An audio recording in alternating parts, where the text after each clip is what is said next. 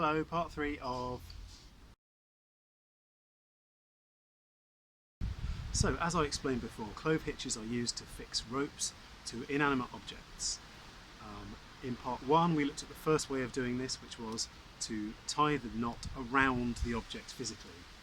The second way of tying and using the clove hitch we're going to look at today, which is most often used, say, when mooring a boat to a bollard on a dock, which is that you'll tie the knot completely in hand and then physically drop it over the object that you want to tie it around.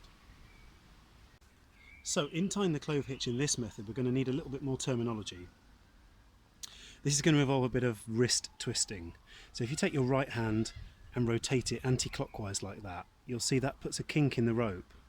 And if you've got your hands parallel, if you lift your right hand over the top as you twist, like that, I'm going over the top of the left hand and twisting, the rope will want to kink and make a loop that looks like that. Now we call that an overhand loop because the right hand side of the rope is crossing over the top of the left hand side. Now I'm just going to pin that there with my left thumb. If I twist my right wrist anti-clockwise again in the same direction as before, like that, but this time I'm going to go down there underneath the left hand as I do it.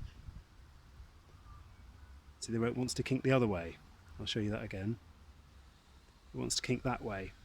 We call that an underhand loop because the right hand side of the rope is twisting underneath the other part. So we should end up now with this S shape. Can you see those two there? Your overhand loop on top, your underhand loop on the bottom.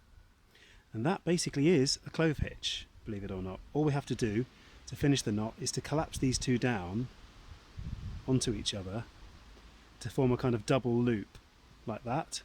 And if I turn it round to the front, you can see, yes, that's the same shape as the clove hitch we tied around the post yesterday. I'll show you that one more time. Overhand loop, underhand loop. There's that S shape, collapse them down onto each other to make a double loop. There's the clove hitch shape again. And the brilliant thing about this is, although I was doing this at the end of the rope, you could even do it where there's no end of the rope available. If both ends of this rope were tied to something and we were stuck with a bight of rope like that with no ends available, you can still tie it. Overhand loop, underhand loop, S shape, collapse them down together to make a double loop. There's your clove hitch shape.